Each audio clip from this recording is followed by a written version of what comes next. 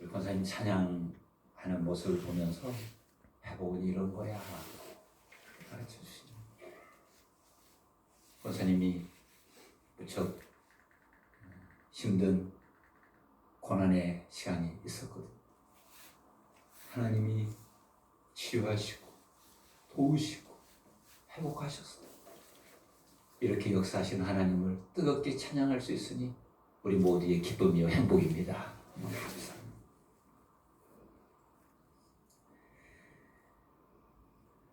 저에게 요즘 간절하게 다가오는 단어가 있다면 회복이라는 단어입니다.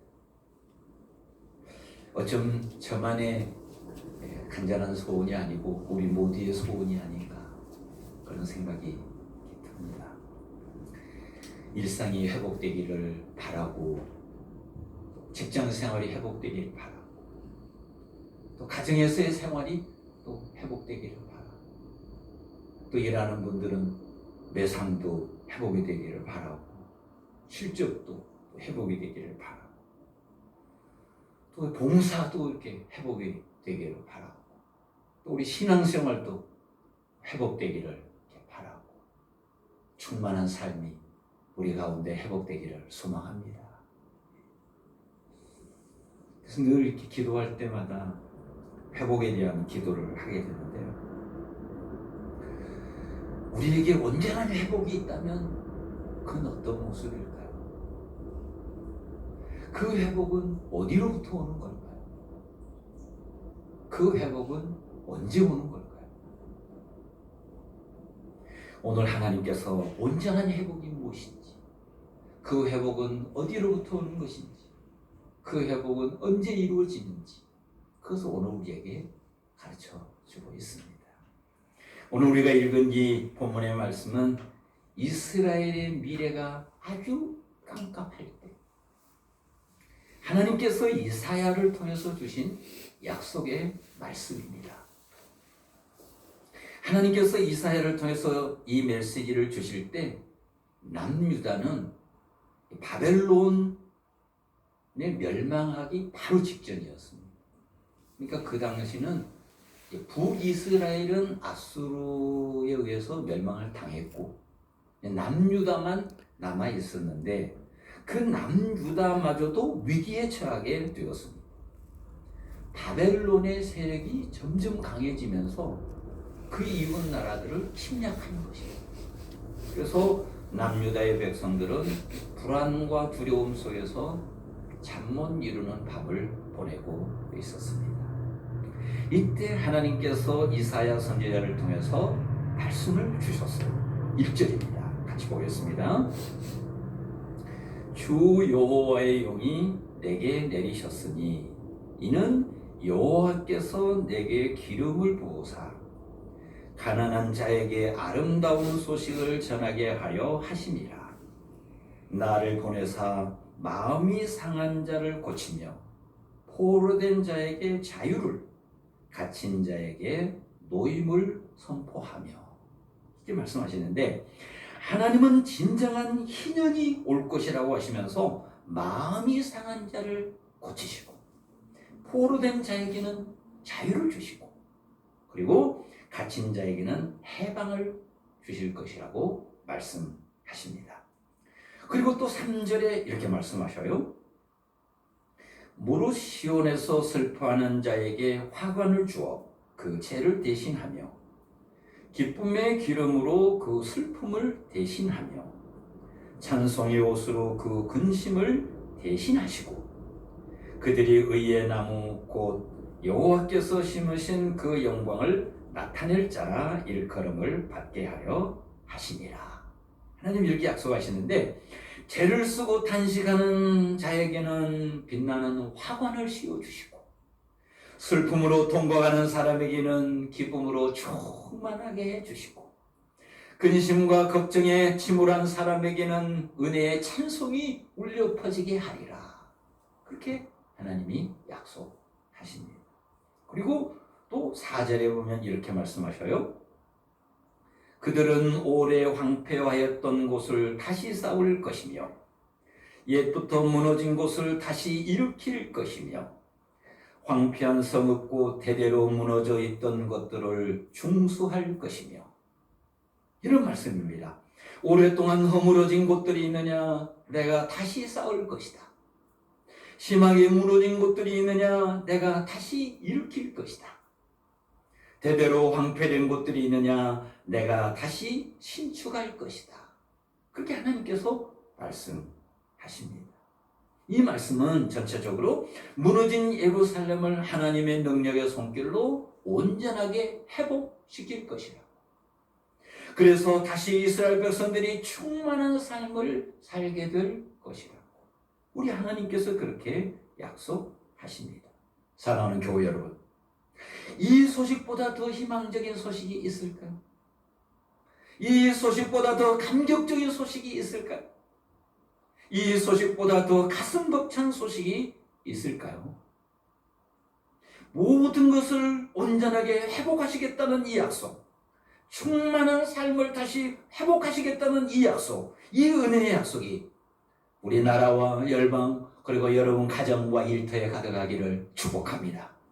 우리 하나님께서 그런 꿈을 가지고 계셔요. 그런데 여러분, 이런 일이 정말 가능할까요? 이런 일이 어떻게 가능할까요? 이런 일이 언제 가능할까요? 하나님은 어떻게 이런 엄청난 약속을 하시는 것입니까? 도대체 하나님은 무슨 계획이 있기에 이런 약속을 하시는 것입니까? 하나님은 말씀으로 천지를 아름답게 창조하셨습니다. 에덴 동산에서 아담과 하와는 정말 하루하루 충만한 삶을 살았습니다. 그들은 에덴 동산을 거리면서 살아있음에 대해서 감사했고, 빈둥거리며 노는 것이 아니라 일하는 기쁨으로 충만했고, 혼자가 아니라 부부가 서로 돕고 사랑하며 사는 것이 즐거웠고, 더욱이 그들을 돌보시며 그들을 아끼시며 그들과 함께 하시는 하나님이 계셔서 더욱 행복했습니다.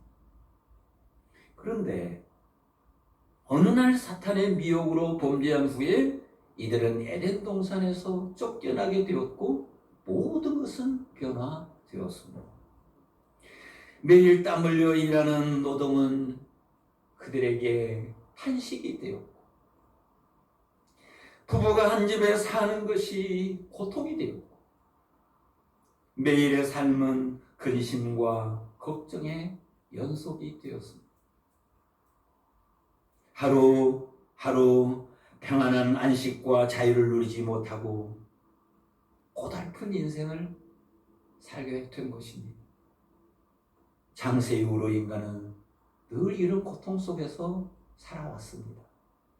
그런데 여러분, 이 모든 것을 온전하게 회복하시고 충만한 삶을 선물로 주신다니 어떻게 이런 일이 가능한가요? 어떻게 이런 일이 우리 속에 실현될 수 있을까요?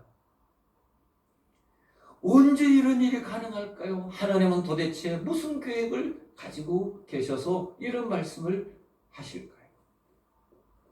오늘 우리에게 주신 말씀을 다시 한번 읽어보겠습니다. 1절입니다. 주 여호와의 영이 내게 내리셨으니, 우리 같이 읽을까요? 같이 1절 같이 읽겠습니다. 주 여호와의 영이 내게 내리셨으니 이는 여호와께서 내게 기름을 부으사 가난한 자에게 아름다운 소식을 전하게 하여 하심이라. 나를 보내사 마음이 상한 자를 고치며 포로된 자에게 자유를, 갇힌 자에게 노임을 선포하며. 네.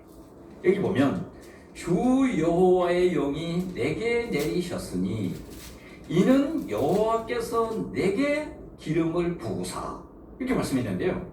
여기서 내가 누구죠? 내가 주 여호와의 영이 내게 내리셨으니 이는 여호와께서 내게 기름을 부으사. 여기서 내가 누굽니까? 이사야가 아닙니다. 그러면 여기서 내가 누구입니까?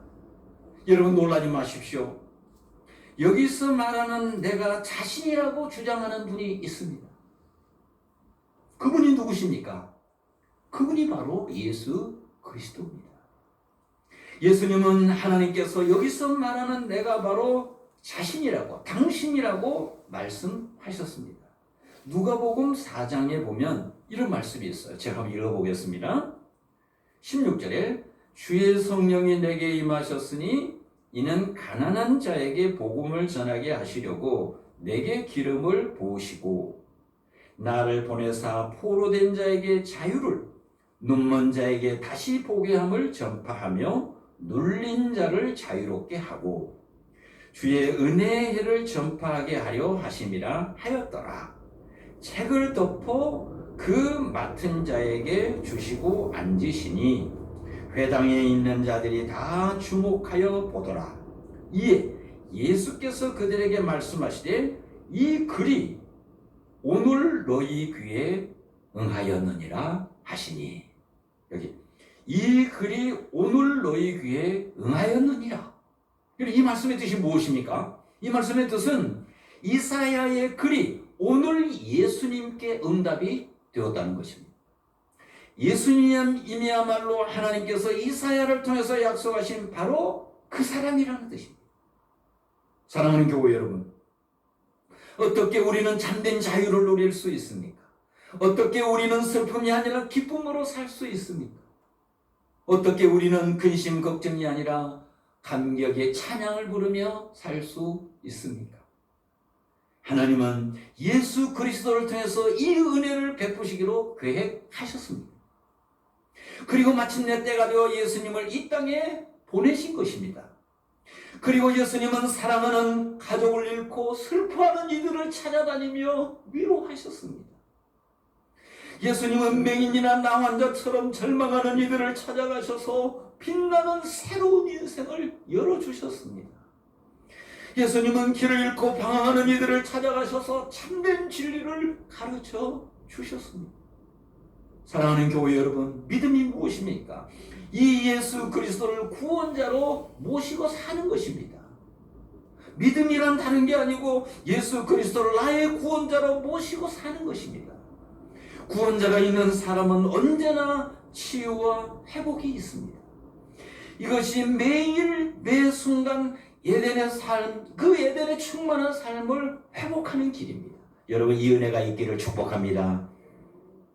그래서 우리가 이 예수 그리스도를 통해서 충만한 삶을 사는 이 비결, 우리의 삶을 회복하는 그 비결, 여기에 세 가지를 여러분에게 말씀을 드립니다. 세 가지 결단합니다. 첫 번째, 자신이 구원자가 아님을 인정하는 것입니다.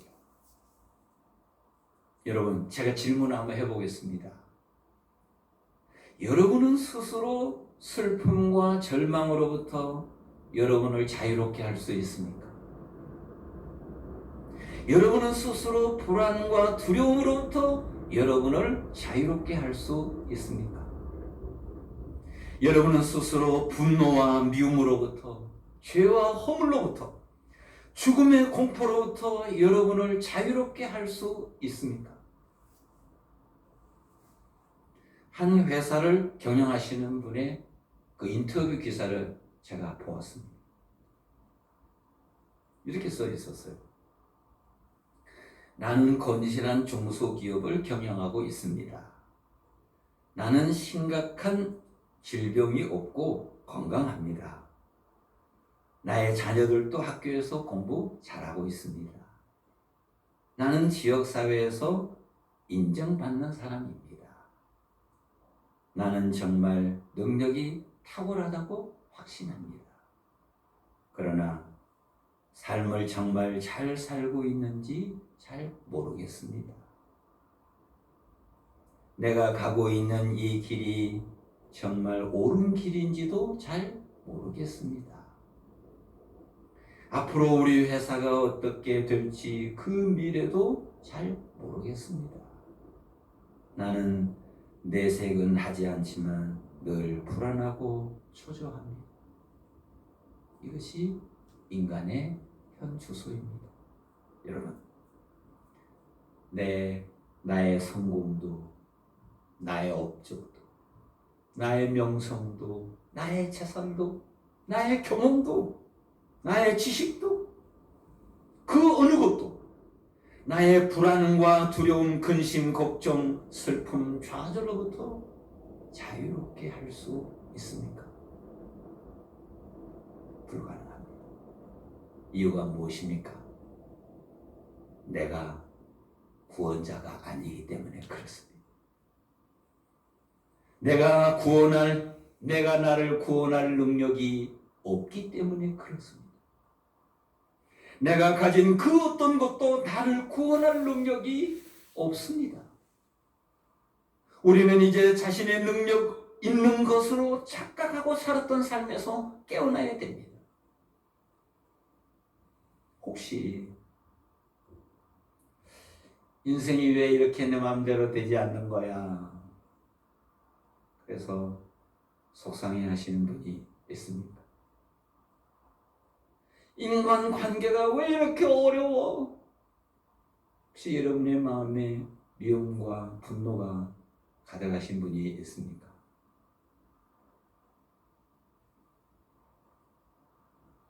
내가 너무나 소중하게 여겼던 거, 너무나 귀하게 여겼던 것을 한순간에 상실하고 인생이 허무하고 마음이 슬퍼지는 분이 있습니까? 기억하십시오. 그 모든 것들은 내게 능력 없음을, 내가 구원자가 아님을 깨닫게 하는 것입니다. 사랑하는 성도 여러분, 기억하십시오. 나는 나의 구원자가 아닙니다. 이걸 인정하는 게 중요해요. 저도 노출이 자꾸 내가 나의 구원자가 아닌데 내가 나의 구원자인 것으로 자꾸 착각을 하는 거예요. 그래서 마음이 불안하고, 그래서 낙심이 되고, 그래서 나의 연약한 모습을 보면 너무 우울하고, 그럴 때마다 하나님은 깨닫게 하십니다. 너는 너의 구원자가 아니야. 너는 너를 구원할 능력이 없어. 사랑하는 성도 여러분, 기억하십시오. 저와 여러분은 우리를 구원할 능력이 없습니다. 아멘입니까? 이걸 인정하는 게 중요해요. 여기서부터 시작이 됩니다. 그럼 그 다음은 어떻게 하느냐? 그 다음은 우리의 모든 주권을 진정한 구원자에게 위탁하는 것입니다. 하나님은 우리의 구원자로 예수님을 보내주셨습니다. 그분은 하나님의 아들이요, 그분은 전능자십니다. 그분이 하늘과 땅을 창조하신 창조주이십니다. 그분은 아담과 하와가 극복하지 못했던 사단의 미혹을 이기시고 십자가에서 사단의 권세를 무너뜨리시고 다시 부활하신 분입니다. 주님은 승천하시기 전에 말씀하셨습니다. 예수께서 나와 말씀하여 이르시되 하늘과 땅의 모든 권세를 내게 주셨으니, 하늘과 땅의 모든 권세를 하나님께서 예수님에게 다 넘겨주신 것입니다. 예수님은 하나님으로부터 하늘과 땅의 모든 권세를 부여받았습니다. 그리고 지금도 하나님 우편에서 온 세상을 다스리고 계십니다. 그분이 진정한 우리의 구원자십니다. 아멘입니까? 그렇습니다. 자신에게 능력 없음을 인정했다면 오직 주님께만 능력이 있음을 고백하십시오.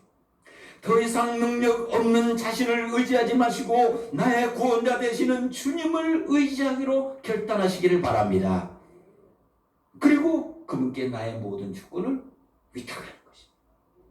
나의 삶의 모든 주권을 위탁하고, 나의 가정의 주권도 위탁하고, 나의 일터의 주권도 위탁하고, 다 그분께 위탁하는 것입니다. 그분은 이런 것을 기뻐하셔요. 그분은 그렇게 하는 사람을 좋아하셔요. 그래서 그 모든 짐을 다 맡아주셔요. 그리고 그 주권을 가지고 우리에게 오셔서 일하셔요. 그래서 우리가 걱정하고 있으면 그 걱정을 당신이 다 가지시고 우리에게는 평안을 주시고, 우리가 가지고 있는 슬픔을 그분이 다 가져가시고 우리에게 자유를 주시고, 우리가 가지고 있는 이 불안한 마음 다 가져가시고 우리에게 평안을 주시고, 할렐루야! 이렇게 해서 그분이 주시는 평안이 진짜 평안이요, 그분이 주시는 기쁨이 진짜 기쁨이요, 그분이 주시는 자유가 참 자유인 줄로 믿습니다. 이 기쁨, 이 자유는 빼앗을 사람이 없어요. 아무도 빼앗을 수가 없습니다. 내가 스스로 구원자로 착각하며 살아갈 때 느꼈던 불안과 두려움과 염려와 걱정과 근심이 모든 것들은 여러분 곁을 떠나게 될 줄로 믿습니다. 그렇습니다. 여러분은 그때 고백하는 거예요. 내 인생의 구원자는 주님이시구나.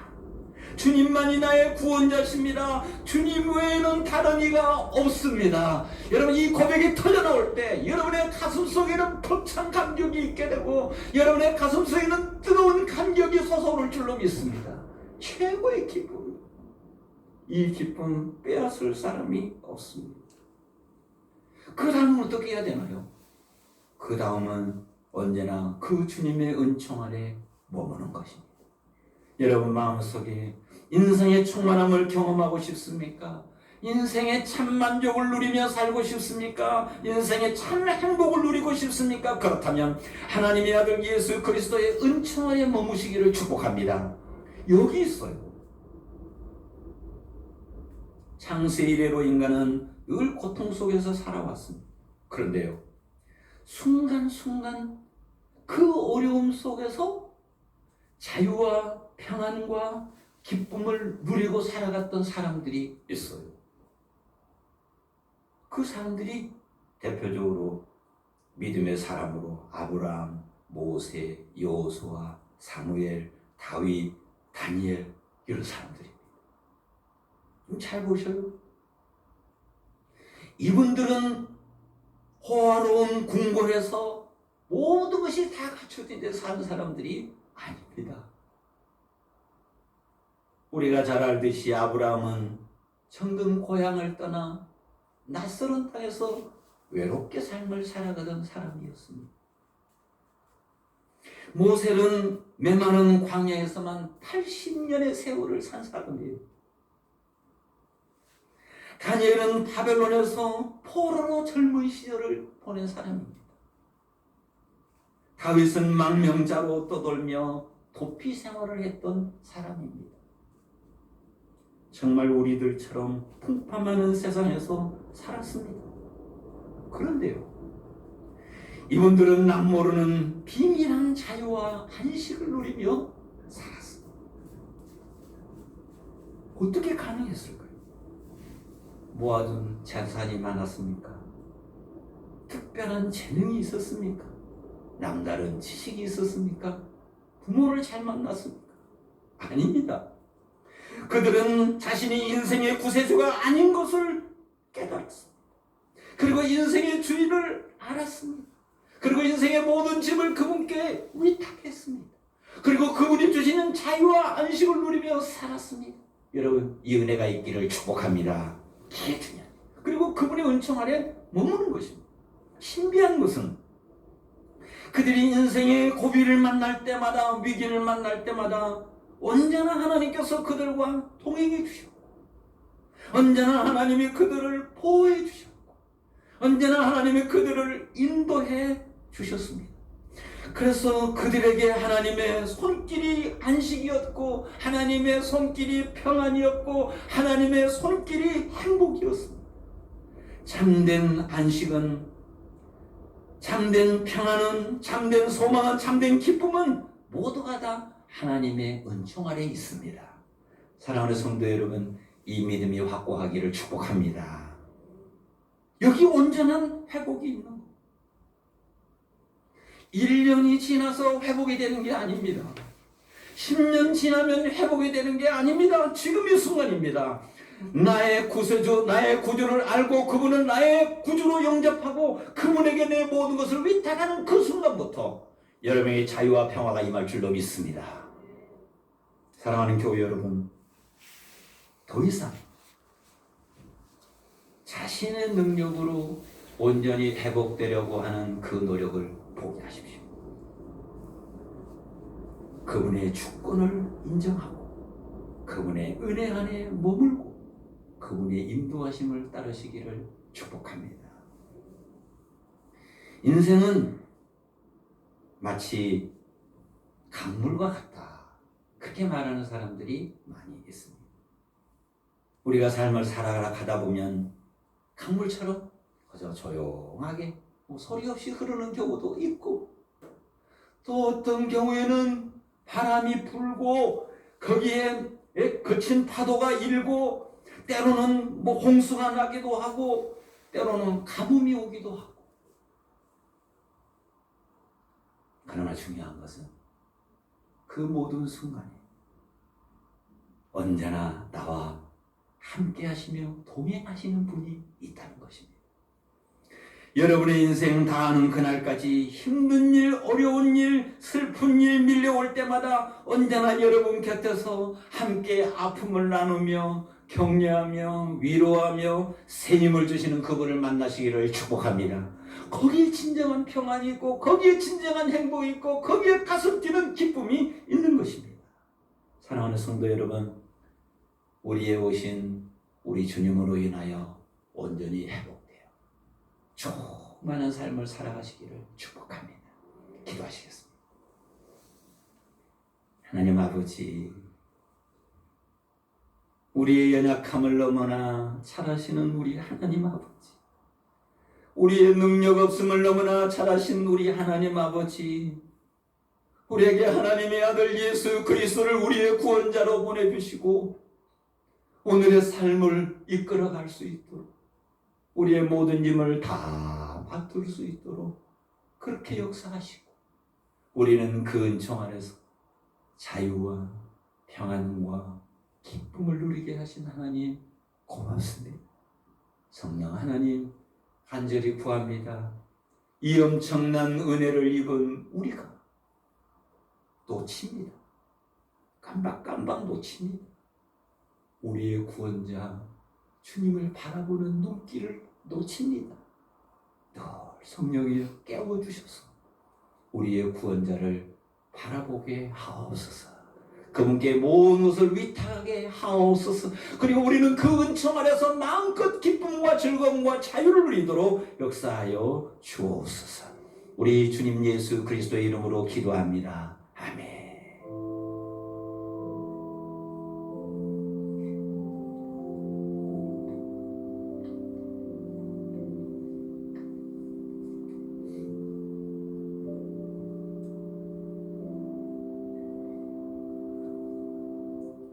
우리 다 같이 일어나셔서 442장으로 하나님을 찬양하겠습니다.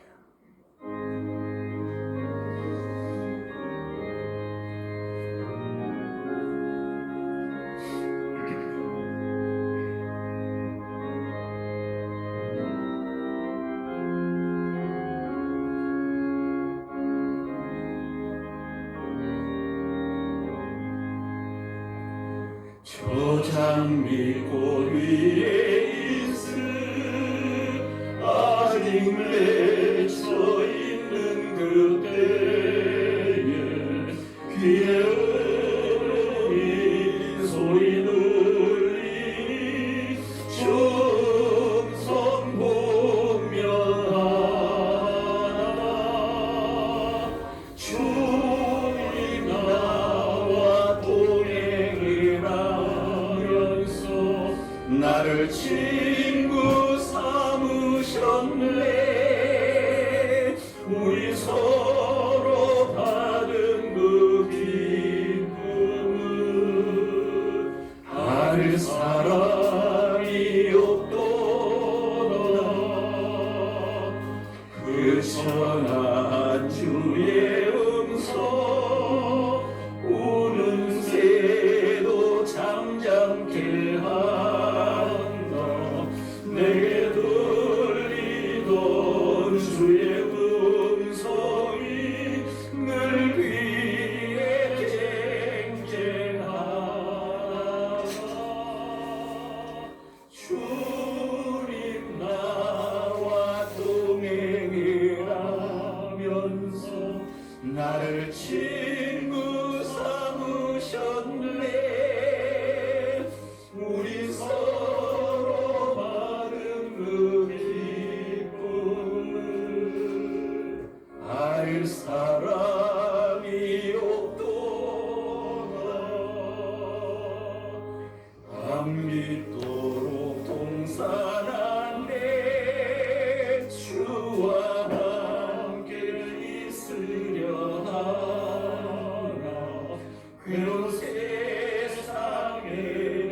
나를 만나서 나를 알아 명하시나 주님 나와 동행을 하면서 나를 친구 삼으셨네 우리 서로 받은 그 기쁨은 할 사람이 없도다.